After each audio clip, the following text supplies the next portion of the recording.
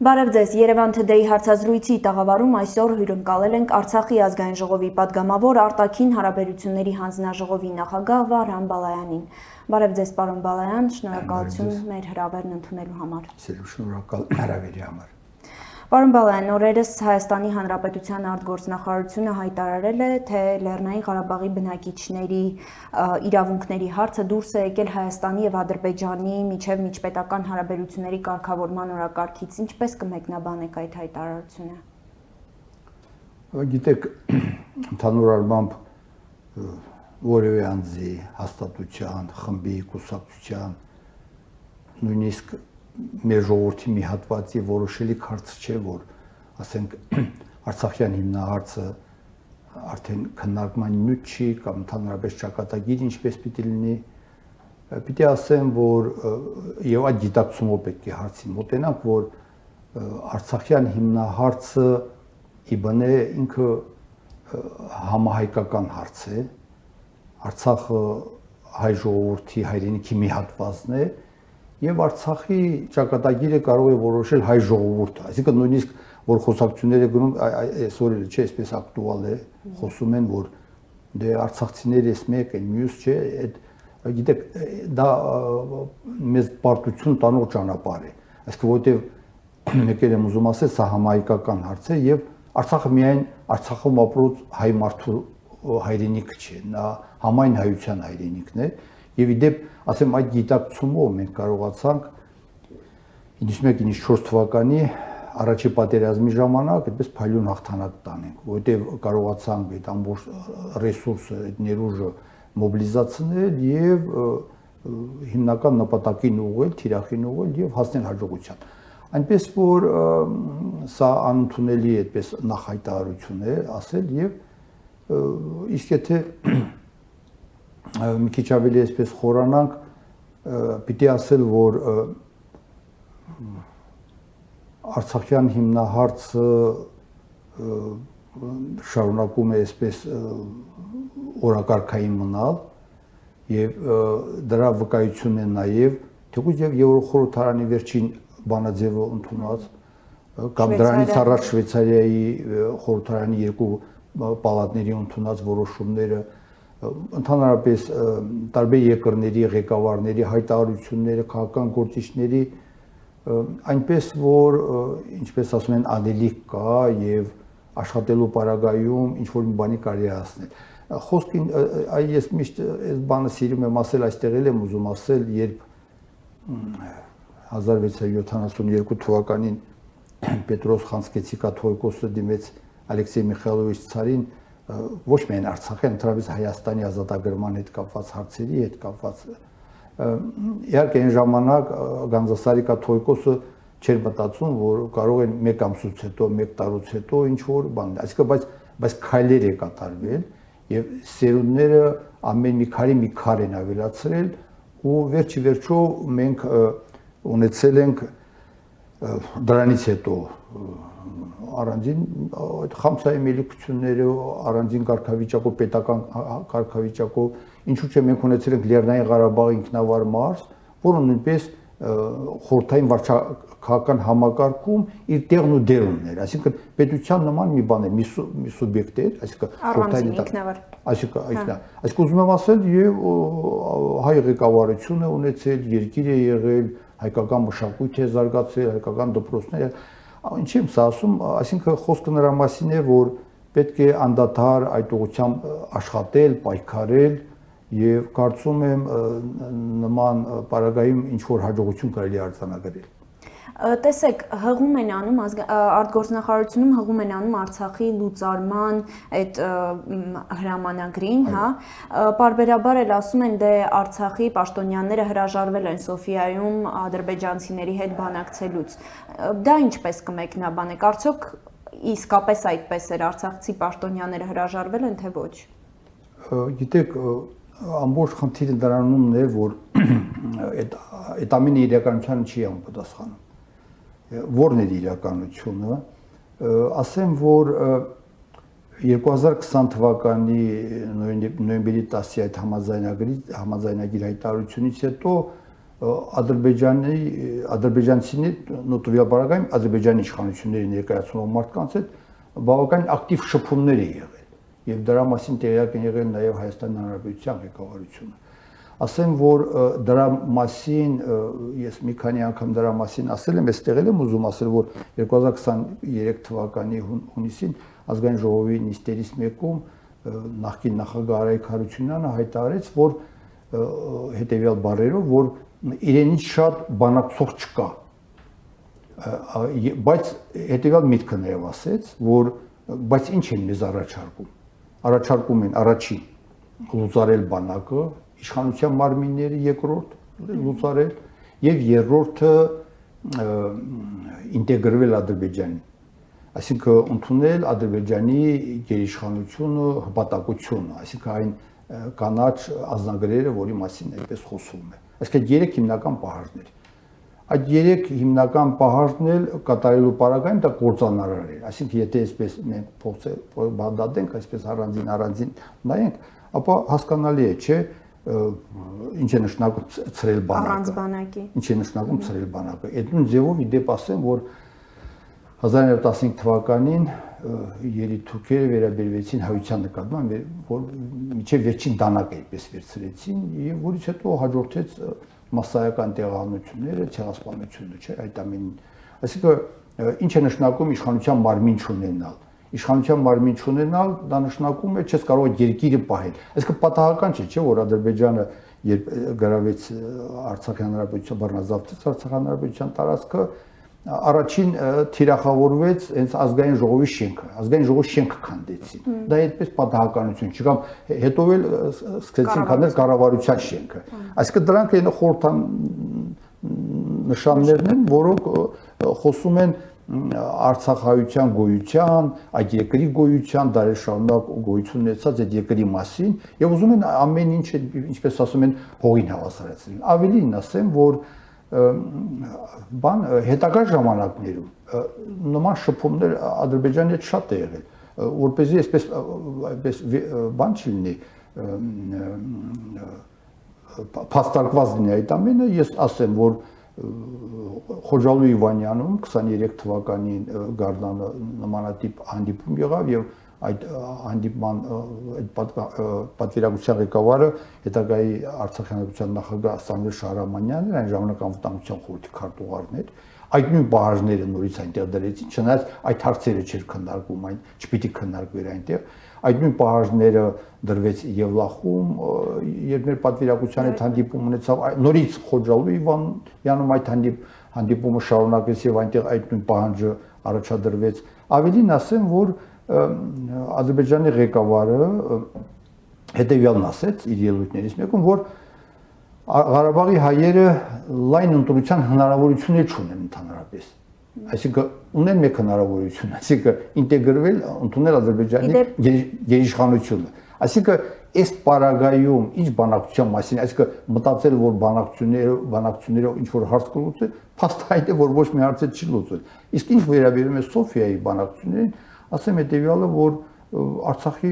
իշխանությունները պատրաստ էին մասնակցեին այդ հանդիպմանը։ Պարզապես վերջին պահին էլի Ադրբեջանը հրաժարվեց դրանից, պատճառաբանելով, որ դա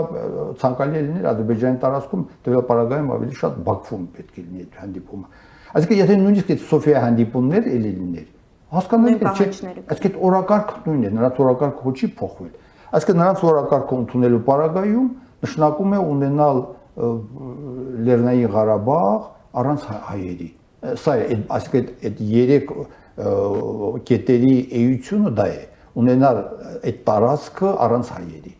Սա է։ Իդեպ երեկ էլ Դավիթ Բաբայանը Բաքվի բանտում նույնը հայտարարեց, որ ղեկավարներից եւ ոչ մեկը պատրաստ չէր ինտեգրման եւ չէր տեսնում այդ պերսպեկտիվան, հա, չէր գնահատում։ Գիտեք, ես դրա ինտեգրման հետ կապված կարող եմ նույնիսկ օրինակ մեր ընդդիմախոսները այսպես ասեն, դե ինչ է եղել, օրինակ Լեռնային Ղարաբաղի ինքնավար մարզի, իմ ջերուց ասում են դրա մասին, որ Լեռնային Ղարաբաղի ինքնավար մարզի ժամանակ դե դա ապրել եք էլի այդտեղ կարող, բայց նայեք, տեսեք, այդ թշնամանքը այնքան է խորացած, որ նույնիսկ նրանք գրավելով այդ տարածքները մասսայականորեն ոչնչացնում են մեր ազատամարտի, մեր նահատակների շիրիմաքարերը, որոնց վրա ասենք օրինակ զինվորականի հագուստով մարդու նկար կա, չէ՞։ Այսինքն նրանք քարերի դեմ են կռում։ Դրանք խաչքարներն են, որ չափում։ Այսօր եկեղեցիներն են, որ չափում։ Ուր մնաց սովորական այդպես արյունից մսից կազմված մարդու հետ, որ իր ներկայությամբ չնվաստացնեն, ինչ իմանամ, չսպանեն, չոչացնեն եւ այլն եւ այլն։ Այսինքն գիտեք, բանը որ ասվում է կամ ընդհանրապես քայլը որ արվում է, իրականությունից չպիտի կտրվել։ Այսինքն էս է իրականությունը, սա է իրականությունը։ Ոչ ոք, ինչպես ասում են, հոգնած չի իր տնից, հայրենիքից, չէ, մարդիկ հազարամյակներ շարունակ ապրել են եւ ապացուցել են, որ դա իրենց հայրենիքն է, նաեւ 23 թվականի սեպտեմբերի 19-ի իրադարձությունները։ Մարդիկ միջև էշ կռվեցին ըստ էության։ Մենք զոհեր ունեցանք հարյուրավոր, չէ, 236 հոգի զոհվեցին այս վերջին պատերազմի ընթացքում, հարյուրավոր վիրավորներ ունեցանք։ Այսինքն այդպես չի, որ այդպես սկուտերի վրա Արցախայությունը պատրաստ էր իր հայրենիքը նվիրաբերել Ադրբեջանին։ Տեսեք, դուք խոսում եք ադրբեջանցիների կողմից մեր խորհրդանիշների ոչնչացման մասին, բայց արդեն 1 տարուց ավել է փակված են Արցախի պետական գերատեսչությունների պաշտոնական կայքերը։ Մեզ հասած տեղեկությունների համաձայն դրանք փակվել են ԱԱԾ-ի կողմից։ Որն է պատճառը, ինչու են ըստ ձեզ ուզում արխիվն անգամ ջնջել։ Գիտեք, իմ մոտ այն տպավորությունը կա, որ ասենք, եթե չլինի Արցախյան Հանրապետության իշխանությունները, ապա ինչպես ասում են, Հայաստանին հանգիստ կթողեն։ Այսինքն խոսքը վերաբերում է Ադրբեջանին, բայց գիտեք, կյանքը ապացուցում է, որ դա այդպես չէ։ Այսինքն այստեղ էլ ենք մենք սխալվում։ Նայեք, ինչ է կատարում այսօր խնածախում։ Այսինքն ամեն օր գնդակոծում են։ Կամ նայեք Ադրբեջանը Հայաստանի Հանրապետությունը վերջին 2 կետերը այդպես զիջման գնաց, ընդունեց, բայց Ադրբեջանը նորից նոր պահանջներ է այսպես ներկայացնում։ Այսինքն դա ասպառ է եւ Ադրբեջանը ես իմ խորին համոզմամբ իրենք կփոկեն Հայաստանից այնքան ինչքան իրենք հնարավորություն ունեն։ Անկախ նրանից դուք ասես Արցախի Հանրապետության իշխանությունները արդեն չկան, Արցախի հարցը փակված է, Արցախը մենք ճանաչում ենք որպես ձեր տարածքի մի մասիվ այն։ Այսինքն դա որևէ կապ չունի, որևէ առնչություն չունի Ադրբեջանի ձևավորված պահանջների հետ։ Նրանք իրենց պահանջները անդադ կներկայացնեն, ավելին մենք անդադ զիջելով ավելի ենք ագրեսիվ դարձնում Ադրբեջանին, այսինքն ավելի անզուսպ է դառնում Ադրբեջանը եւ ձգտում է Եթե կարելի է վերցնել ինչու՞ չէ։ Այո, եւ ձգտում է օր առաջ ավելին ունենալ, ավելին այսպես։ Ես կարծում եմ, որ հայ ժողովուրդը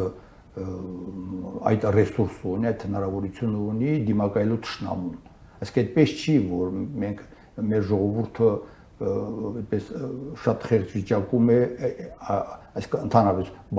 հոգեբանական տեսանկյունից ինչ առումով եմ ասում, որովհետև մեր ժողովուրդը միշտ դարեր շարունակ ապացուցել է, որ պատրաստ է իր հայրենիքի համար կռվել։ Եթե իր հայրենիքի համար կռվող չլինի մեր ժողովուրդը, ապա մեր երկրի տարեկից երկրները վաղուց հազարամյակներ առաջ արդեն պատմության գիրկն են անցել, չէ՞։ Այս երկիրը, այս ժողովուրդը ապրել է, այս երկիրը ապրել է, չնայած ճիշտ է, հայրենիքի մի հատվածում է հաջողվել պետականություն ունենալ, այնուամենայնիվ մենք դա ունենք եւ մարշալներ տվող ազգը չկարողանա երկրի սահմանները այսպես պաշտպանել։ Եվ ես համոզված եմ, որ մեր ժողովուրդը իր մեջ ուժ կգտնի, այո, եւ ինչպես հարկն է, այդ պատասխանները կտա թշնամուն։ Տեսեք, պարոն Բալայան, վերջերս Նիկոլ Փաշինյանն էր ազգային ժողովի ամբիոնից հայտարարել, մի քանի անգամ էլ կրկնել այդպես, որ Արցախյան շարժումը չեն շարունակելու։ Ինչ է ուզում դրանով ասել, չէ՞ որ այդ շարժումը ոչ միայն արցախահայությունն է, արցախահայության կամքն էր ու ինչ որ պաշտոնյա չէ, որ դրել է դրա մեկնարկը։ Հենց այս հարցի շարունակությունն է դառնում ձեր նոր հարցը, այսինքն այն տպավորությունը կա իշխանությունների մոտ, որ հրաժարվել ընդհանրապես դրանից, այսինքն Ադրբեջանի ներկայացնել, որ դա չկա, այսինքն դա կնշանակի, որ Հայաստանը հավակնություններ չունի Ադրբեջանի նկատմամբ, Ադրբեջանը կհանգստանա դրանից։ Իդեպ ասեմ, որ Սամվել Շահրամանյանի հենց այդ բանը, այո, հրամանագրի հետ կապված, դա էլ է, դա, այսինքն ադրբեջանցիները մտածում են, որ ինչ հնարավոր է անեն, որ այդ Արցախի այդ անունը չլինի, նույնիսկ անուններն են, չէ, ասում են, այդպիսի բան տարած չկա։ Դա ինչ որ ռեգիոն է, ինչ որ տնտեսական ռեգիոն է, չէ։ Այսինքն այնքան են վախեցած այդ ամենից։ Այսինքն որ ամեն կերպ ձգտում են այդ ընդհանրապես չլսվի, չխոսվի Ղարաբաղ, էլ չեմ խոսում Արցախ անվան հետ, այսինքն չէ սարսափ է առաջացնում եւ ճիշտ էլ անում է որ սարսափ է առաջացնում եւ ոչ միայն ադրբեջանցի։ Այո, որովհետեւ գիտեք, ես մեկ էլ եմ ասում, ինչքան մեր ժողովուրդը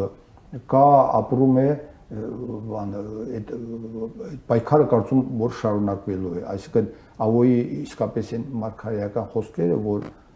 եթե չլինի Արցախը, ապա կփակվի Հայաստանի պատմության վերջին էջը, այսինքն ցավոք սրտի այդ զարգացումները դրան է տանում, այսինքն ցավոք սրտի խնածախը նայեք տեսեք ռազմաճակատից քանի 100 կիլոմետր հեռավորության վրա է գտնում, հիմա այդ խեղճ մարդիկ չեն կարողանում իրենց տան մեջ ապրել, չէ։ Այսինքն ինքը եւ ավելին ասեմ, որ ինքը Արցախը մենակ հետաքրքիր չի հայության համար, դա նաեւ հետաքրքիր է նաեւ այլ երկրների համար, որտեղ տարածաշրջանում այդ ուժերի հարաբերակցության այդ բալանսը փոխվեց։ Այսինքն այն նայեք տեսեք, որ երբեմն երբ ասում են, ասում են դա ինչ կապ ունի դրա հետ։ Այսինքն Արցախյան պատերազմին հաջորդեց ուկրաինական դեպքերը, այնուհետև Մերձավոր Արևելքի այդ զարգացումները, այսինքն այս ամենը փոխշահկապված են իրար հետ, որովհետև աշխարհի վերաձևում, վերաբաժանում է կատարվում եւ ուժային կենտրոնները, գերտերությունները փորձում են իրենց ազդեցության գոտիները, նոր գոտիներ ձեռք բերել կամ նախկին գոտիների վրա ավելի հաստատուն լինել եւ Արցախը այս տեսանկյունից հետաքրքիր է նաեւ շրջակա երկրների համար, ահա սա նաեւ դաշտ է, սա նաեւ մի դաշտ է, որտեղ մենք կարող ենք աշխատել, այսինքն այդ երկրների հետ եւ համոզված եմ, որ իհարկե արդյունք կլինի աշխատանքի պարագայում։ Պարոն Բալայան, կցանկանայի մարտի 29-ի հանրահավաքին անդրադառնանք, ովքեր են կազմակերպիչները, ազգային ժողովի падգամավորները ունեն ինչ-որ ներգրավվածություն։ Այդ ամենը իհարկե կազմակերպել է Արցախայության շահերը պաշտպանող հասարակական կազմակերպությունները, այսինքն քանի որ տասնյակ հասարակական կազմակերպություններ են գործում եւ այդպես իրար հետ որոշակի հարաբերություններ գոյություն ունի եւ փորձեցին այս ճանապարհով, այսինքն ներկայացնել մեր ժողովրդի շահերը, պահանջները եւ այդ հավաքը ըստ էության կայացավ։ Չեք կարծում, որ մի քիչ ուշացած են այդ բողոքի ակցիաները, հանրահավաքները եւ հետո պահանջել վերադարձ, իրավունքների պաշտպանություն եւ այլն ու նույն բեմից հայտարարել, որ նրանց պահանջները քաղաքական չեն, մի քիչ անդրամաբանական չեք համարում։ Չէ, գիտեք, այդ ինչի համար է այդպես, որտեվ եթե նայեք լրատվամիջոցներին եւ ընդհանրապես համացանցին, քանի որ այդ հնարավորությունը տալիս է ով ինչ մտածում է ասել բանում, ասինքն ներկայացում է շատ դեպքում, որ դա մարդիկ իրենց սոցիալական հարցերն են այսպես ուզում լուծել բան։ Իրականության մեջ այդ հավաքի հիմնական նպատակը այն է, որ Արցախի հարցը փակված չհամարվի եւ այդ հավաքական վերադարձի գաղափարը մի սուարյուն ստանա, այսինքն այդ ուղղությամբ որոշակի քայլեր ձեռնարկվի, այդ թվում նաև Հայաստանի Հանրապետության իշխանությունները որոշակի քայլեր, որպեսզի մարդիկ վերադառնան իրենց օջախները, բայց որպեսզի մարդիկ կարողանան վերադառնալ իրենց օջախները, մարդը պետք է նաև ապրի, այսինքն կարողանա այստեղ։ Եվ դրա համար են ասում, որ մարդիկ չեն ասում մեզ բնակարաններ տվեք, ասում են մեզ սոցիալական բնակարաններ տվեք, երբ կվերադառնան պետությունը կարող է այո այդ բնակարանները նորից պետականացնել, վերցնել, օգտագործել այսպես այն նպատակների, այնպես որ իհարկե ուշ չէ, դա պետք է դա շարունակել, որովհետև հենց մեր գիտեք իրար հետ բավականին փոխշահկապված է, այսինքն մեր հավաքական վերադարձը ինչպես պետք է իրականանա, եթե օրինակ մարդ չկարողանա այստեղ ապրել, թողնի եւ տեղափոխվի Միացյալ Նահանգներ, Ռուսաստան, Եվրոպա եւ այլն։ Այսինքն որը ցավոք սրտի նաև կատարվում է շատ դեպքերում այսպես, այսինքն պետք է մարդկանց այդպես համախմբված պահել, որպեսզի մեր հիմնական նպատակը մենք կարողանանք իրականացնել։ Իհարկե, Արցախայությունը շնորհակալ է հայ ժողովրդին, Հայաստանի Հանրապետության քաղաքացիներին, որոնք ընդունեցին մարդկանց հնարավորություն տվեցին, որպեսզի իրենց կյանքը շարունակեն Հայաստանի Հանրապետությունում, մեր հայրենիքի այս հատվածում, բայց մենք ունենք գերխնդիր նպատակ, այսինքն նորից այդ հավաքական վերադարձը այսպես կազմակերպել եւ նայեք այս աշխարհական զարգացումների պարագայում, այս նոր անընդհատ բանը ես միշտ ասում եմ երրորդ համաշխարհային պատերազմն է ընթանում, այսինքն նայեք Միացյալ Նահանգները հիմա խոսում է Կանադայի մասին կամ Գրենլանդիայի մասին, չէ, որ այդ տարածքները պետք է վերցնի եւ այլն։ Ամեն մի հզոր, այսինքն ցավոք սրտի այն երկրորդ համաշխարհային պատերազմից հետո ստեղծված այն համակարգը փլուզվեց, այսինքն այդ անվտանգային համակարգը աշխարհի փլուզվեց եւ աշխարհը հիմա հաշվի է նստում, իհարկե միշտ էլ այդպես է եղել, բայց արդեն հիմա շատ հստակ նույնիսկ դա չեն էլ թաքցնում, ասում են, որ ուժի հետ է հաշվի նստում։ Եվ այսօր այդ վերաբաժանումների պարագայում ես նորից եմ կրկնում, որ Արցախը հետաքրքիր է նաև այդ երկրների համար, այսինքն այդ ռեգիոնը հետաքրքիր է, որտեղ դա ապացուցել է նաև դարերի պատմությունը, այսինքն մեր անցած ճանապարհը, որտեղ Արցախը, Արցախայությունը միշտ դերակատարություն ունեցել տարածաշրջանային զարգացումներում, այնպես որ կարծում եմ այս տեսանկյունից էլ հարցը փակված չի կարելի համարել։